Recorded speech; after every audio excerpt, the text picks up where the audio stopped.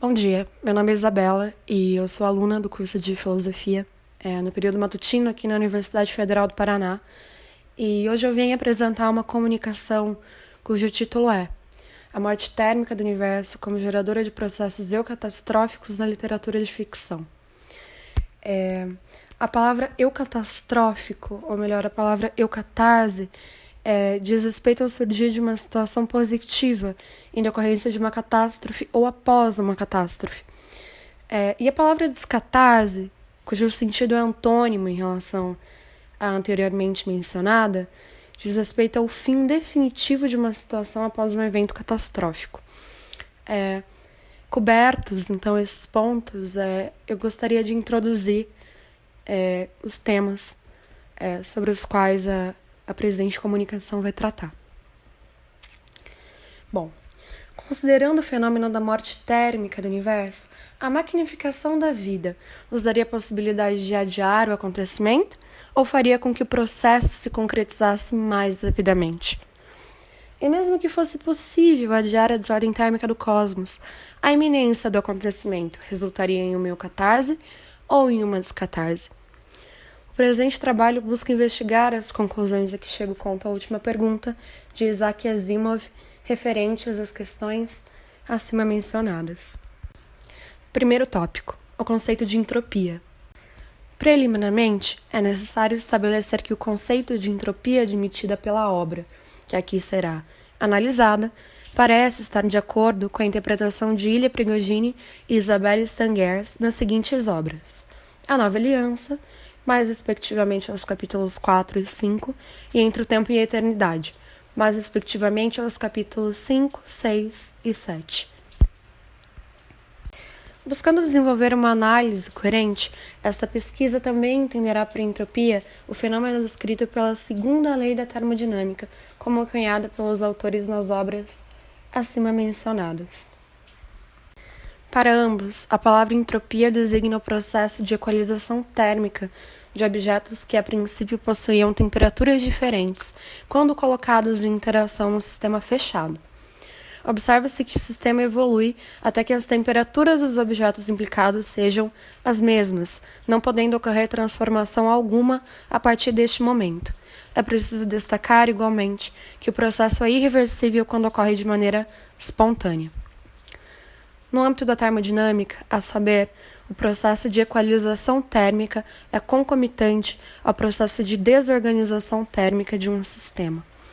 Portanto, com mais os objetos possuem temperaturas diferentes, mais organizado se considera o sistema ao qual eles pertencem.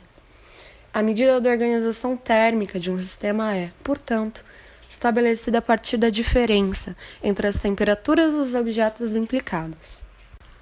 Como já enfatizado nos parágrafos acima, a segunda lei da termodinâmica prevê que todo sistema tenda à máxima desorganização térmica, ou seja, à máxima entropia.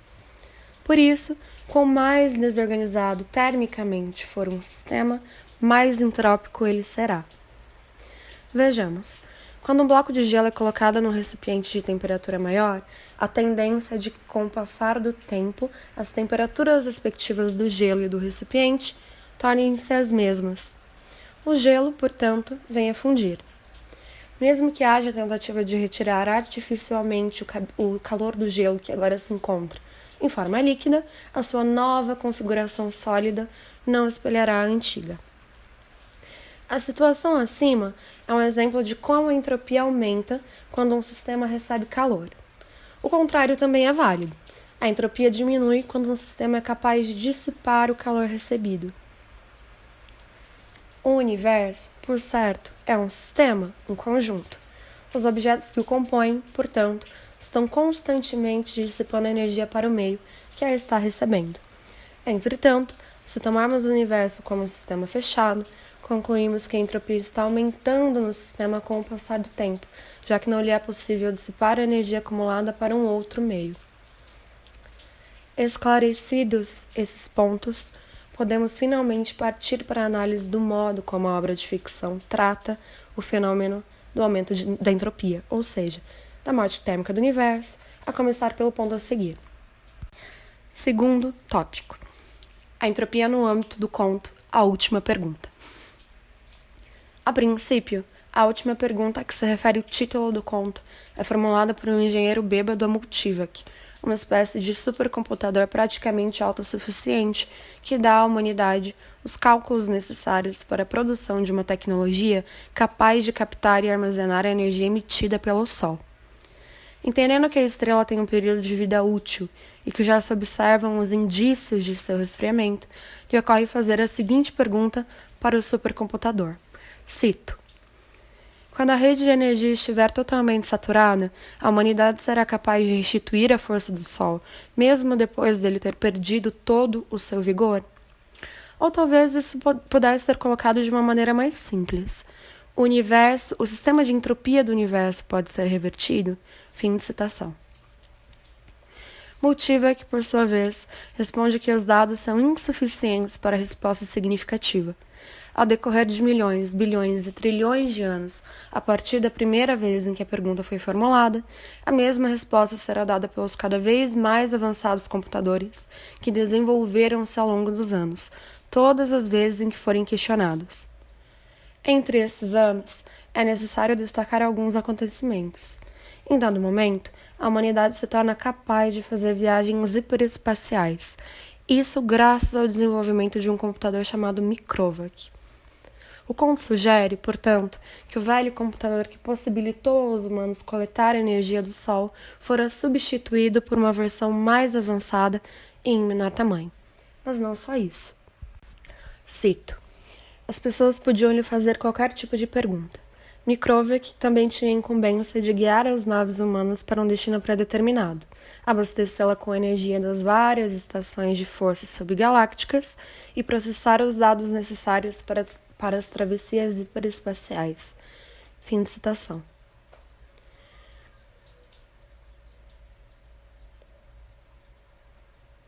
Como se percebe, o trecho acima não descreve somente o desenvolvimento de Microvac. Nele, se descreve que a tecnologia de coleta da energia do Sol foi exportada ao sistema solar afora, com o intuito de suprir, energeticamente, as naves espaciais comandadas pelos supercomputadores. Se, por um lado, os avanços tecnológicos permitiram que a humanidade contornasse os problemas energéticos, por outro, só o fez temporariamente. O processo de resfriamento das estrelas certamente não se restringiria ao Sol, muito menos as estrelas que integrariam o sistema solar. No mais, o desenvolvimento da tecnologia parece estar sempre atrelado a uma urgente necessidade, fato que o conto expõe de maneira certeira. À medida que a humanidade precisa desenvolver tecnologia para garantir a sua subsistência, usa essa mesma tecnologia para, por meio dela, produzir mais humanidade, ou seja, para multiplicar-se. Por exemplo, no contexto do conto, acompanhamos brevemente uma família que se encontra em processo de mudança para um outro planeta, recém-colonizado por humanos. A viagem acontece, no entanto, porque a Terra já não é mais capaz de abrigar o contingente populacional que a habita. É necessário escoar a humanidade para outros lugares do universo, no intuito de evitar um colapso global. Em um primeiro momento, é possível constatar que a humanidade constitui-se como um eixo entrópico, cujo potencial de causar desequilíbrios, nos mais variados âmbitos, é explorado com clareza na narrativa de Asimov. Entretanto, a tecnologia parece colocar como uma alternativa capaz de adiar uma sempre eminente catástrofe. Mas será que a tecnologia é, no fim das contas, um aparato negentrópico capaz de contrabalancear a desordem promovida pelas sociedades humanas? Nem tanto. A tecnologia, no âmbito do conto, se mostra como um acessório criado e utilizado pela humanidade no intuito de promover a sua autopreservação e multiplicação. As sociedades humanas aparecem sendo tão capazes de desordenar os ambientes que povoam, a ponto de terem que, constantemente, exportar as suas sociedades para outros ambientes a fim de evitarem o próprio colapso, bem como nos lugares em que antes residiam. No contexto do conto, a tecnologia serve, no fim das contas, como uma ferramenta que possibilita o processo de colonização do cosmos pela humanidade, ou seja, a tecnologia parece propiciar a exportação de desordem no universo afora, na medida em que propicia a exportação de humanos para as suas mais diversas regiões. Terceiro tópico: a maquinificação da vida. Ao longo dessa investigação, a tecnologia não vem aparecendo como um elemento capaz de retardar a morte térmica do universo. Ao contrário, tem aparecido como uma de suas catalisadoras. Em dado momento da narrativa, por exemplo, fica explícito o fato de que os humanos conseguiram, concomitantemente ao desenvolvimento dos supercomputadores, aumentar a sua expectativa de vida por meio do uso da técnica. Quando a morte já não representa mais um problema à humanidade, vemos, claramente, o surgir de um outro problema. Cito: eu não estou velho bastante. Você tem quantos anos? O outro personagem responde: 223. E você? Ainda não cheguei aos 200, mas, voltando à questão, a população dobra a cada 10 anos. Uma vez que esta galáxia estiver lotada, haverá uma outra cheia dentro de 10 anos. Mais 10 e teremos ocupado por inteiro mais 2 galáxias. Outra década e encheremos mais 4. Em 100 anos, contaremos 1 milhar de galáxias transbordando de gente. Em 1000 anos, 1 milhão de galáxias. Em 10.000, todo o universo conhecido. E depois? Além disso, há um problema de transporte. Eu me pergunto quantas unidades de energia solar serão necessárias para movimentar as populações de uma galáxia para outra. Boa questão. No presente momento, a humanidade consome 2 unidades de energia solar por ano, da qual a maior parte é desperdiçada. Afinal, nossa galáxia sozinha produz 1.000 unidades de energia solar por ano e nós aproveitamos apenas 2. Certo, mas mesmo com 100% de eficiência, podemos apenas adiar o fim. Nossa demanda energética tem crescido em progressão geométrica, de modo ainda mais acelerado do que a população. Ficaremos sem energia antes mesmo que nos faltem galáxias. Fim de citação. No contexto do conto, é preciso admitir que os problemas acima mencionados são resolvidos provisoriamente graças ao desenvolvimento dos supercomputadores, que tornam-se quânticos. Assim, em dado momento da narrativa, os seres humanos são convidados a se desvencilharem de seus corpos biológicos para assumirem uma outra forma, também quântica. É certo que, neste momento, a tecnologia resolve problemas significativos, como o do transporte e o da comunicação, fatores estes que fazem com que a humanidade economize certo percentual de energia. Mas mesmo quando a tecnologia possibilita que os seres humanos abandonem seus corpos biológicos e migrem para uma existência puramente artificial, esta ainda continua incapaz de frear o processo de resfriamento das estrelas. Se por um lado o uso da energia fora otimizado pelos seres humanos em sua forma quântica, por outro, a maquinificação da vida acelerou o processo de desordem térmica do cosmos de maneira irremediável. Isso porque o processo de transformação da vida em máquina despendeu cada vez mais energia para suprir as demandas humanas, tais como a preservação e melhoramento de seus corpos híbridos e a expansão de suas sociedades. No âmbito da narrativa, quanto mais as sociedades humanas necessitaram de energia, mais a extraíram de estrelas que tiveram seu potencial energético esgotado de maneira muito mais veloz do que normalmente se daria à extenuação. O processo da morte térmica do universo segue, mesmo quando todas as consciências humanas unem-se a uma única para, por fim, unirem-se a um supercomputador, resultado da síntese de outros supercomputadores anteriormente existentes. Quarto tópico. Um fim para a última pergunta: descatarse ou eucatarse?